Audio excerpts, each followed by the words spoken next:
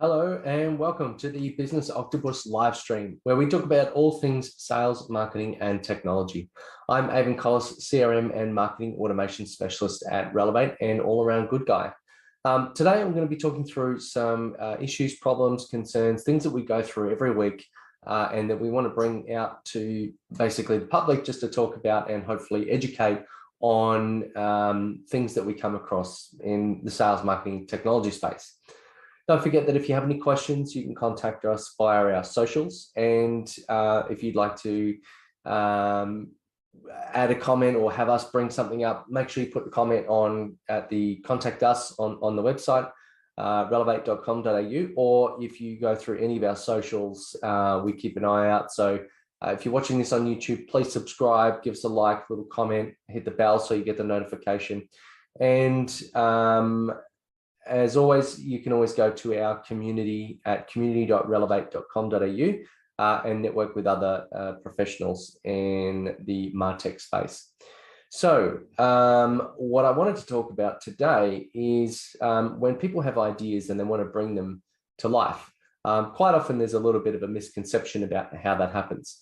You know, people think that, they see what's existing in the marketplace. Maybe they see Facebook, YouTube, etc., and they go, oh, I'll build something like that, not knowing the amount of work that goes into the back of it. If you go to any website, just go to one that's maybe been around for a little while, or even one that's quite new.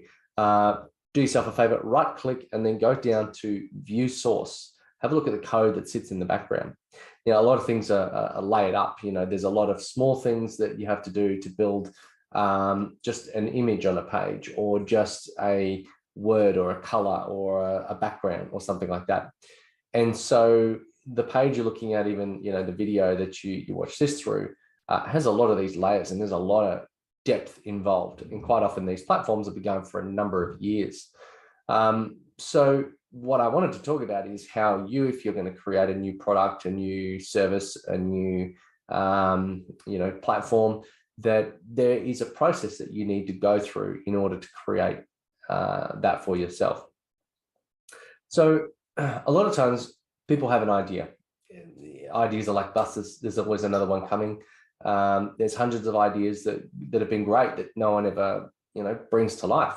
And that's a real shame, because, maybe it could have helped someone, or even some great ideas fail because they weren't executed well. Some crap ideas do really well because they were executed and marketed really well. So a lot of times it's not good enough just to have the idea. And in reality, if you don't execute it, or if you don't bring it to life, it's just an idea. It's just may as well be dust in the wind. So there are some other components and things that you need to do after that. So once you've had the idea, you obviously need to build the test, and then you need to have marketing. You need to bring people in that are either going to want to use the product or service, or they're going to want to buy, or they want to invest or promote it to their audiences, etc. So, building a product is quite an ordeal. And I think, what a lot of times people do is they go, I've got this one idea, when in reality, there's probably better to have multiple ideas, write them all down and move them forward in a pipeline. Last week, we did a live stream. We talked about having a backlog or a development pipeline. Same thing goes for ideas and new projects, new products, etc. And one of the points I really want to make is that building takes time. I mentioned that if you view the source of a web page, that there's quite a lot of code and quite a lot of things that go into it. But particularly even if you're just creating content, you've got to create every page, you've got to write the content, you've got to, particularly if you're doing this while you're running your normal everyday business, or, maybe you're working a full-time job trying to build a business on the side. There's a lot of time spent building. And so I think a lot of times people miss or underestimate the amount of time that it takes to build a product or a thing. So make sure you kind of sit down and just be aware that it is going to take a while. Maybe build out a bit of a plan, maybe take some regular effort to get that plan to fruition, but just be aware. And it's really just about expectation management. If you're going to build a product or service, you've got to do a lot of work. So when you're building something, sometimes, you'll sit down today and go, I'm going to do this. The next day you sit down and you think about it differently. You're in a different mindset, and maybe you think about building it another way, or adding another feature, or focusing on a different area, or all of a sudden the idea expands. So that's when it's really, really important to make a plan. So if you're going to build a product or a service, have a plan on how you're going to do that, what the base version looks like. Because if you go and build, you add this on, you add that on, next thing you know, you're so spread out across building all of these features or elements or components that you don't actually deliver anything, because there's been no starting point base that's been built out to be able to show anyone, to be able to demonstrate that your product or service, whatever it is actually valid, wanted, liked in the market. So you need to have an MVP, or a minimum viable product. So making sure that you get something on the board is probably the most important thing to validate your idea. Yeah, it would be good, even if it's a little bit crappy, someone comes in, tries it and goes, hey, that's not bad. Would be nice if. That's great. Would be nice if it had this feature, or if it did this. Fantastic feedback. Put it in your development pipeline, but it is not what you need to get it off the ground. So make sure you come to that at a later date. The next thing is make small course corrections around your product and or service.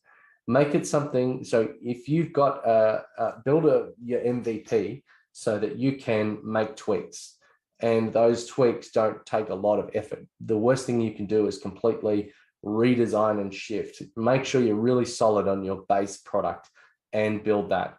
If you are going to come across your dream feature over here, and a lot of times people go, I'm going to stop what I'm doing here and I'm going to build in that direction. And so they completely rip out and start again. Maybe they build on the wrong website platform. Sometimes perfection, don't chase perfection, just get stuff done.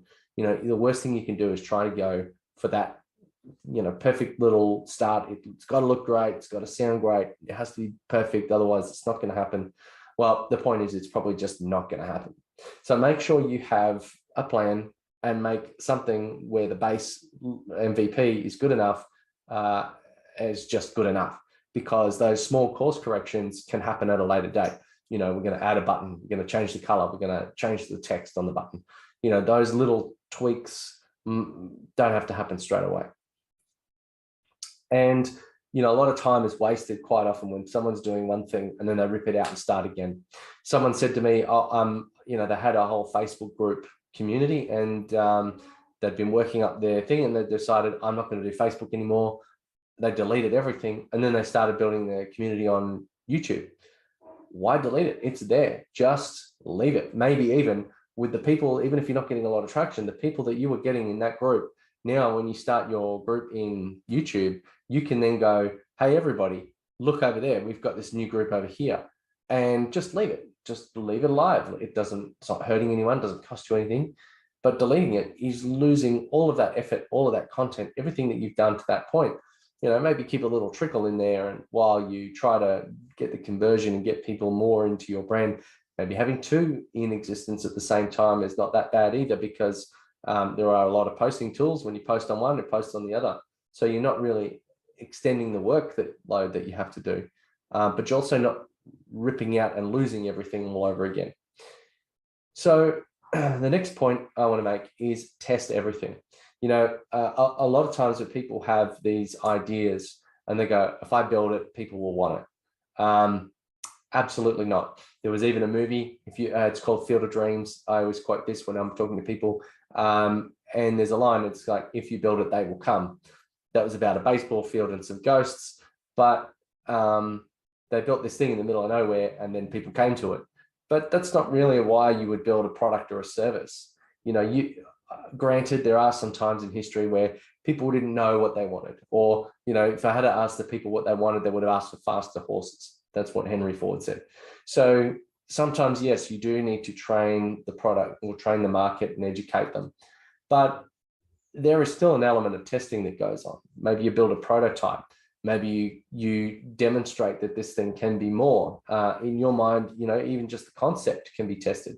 You write some plans down, you draw some images. What does it look like? And when you test those things, you can get some feedback and go, oh, I don't like the color, or it would be nice if it had this or it did that. And, whilst I was saying at the start, don't listen to everybody's little add-on. If it's before you've built it, at least you can start to build a prioritization list and say, these are the things that are in version 1, and all of those things can come later. They are course corrections. They are not the base product. So test everything. Make sure that people actually want the product before you buy it. Or what I commonly say is build the well before you need the water. Find the market, get people interested and excited. I think now most commonly, if you've ever heard of a platform called Kickstarter, that's where people go to promote their ideas and get some early seed funding, where people can pre-buy or show their support, or buy, swag like stickers and shirts in support of the development of a product they think is going to be good. We bought one, never saw the product. The product actually got made. Company got sued several times. There was, issues in the manufacturing cycle.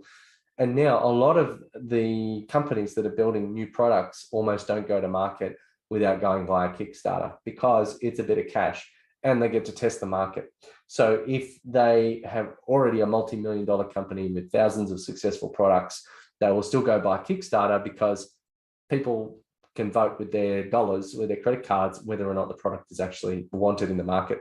2, they get a bit of Kickstart funding. Even if that costs them 10% less to start, it's still a bloody good bit of juice at the start of the equation. So make sure you test everything. So I think now Kickstarter has probably gone a little bit on the wayside, because everybody is doing those new product tests.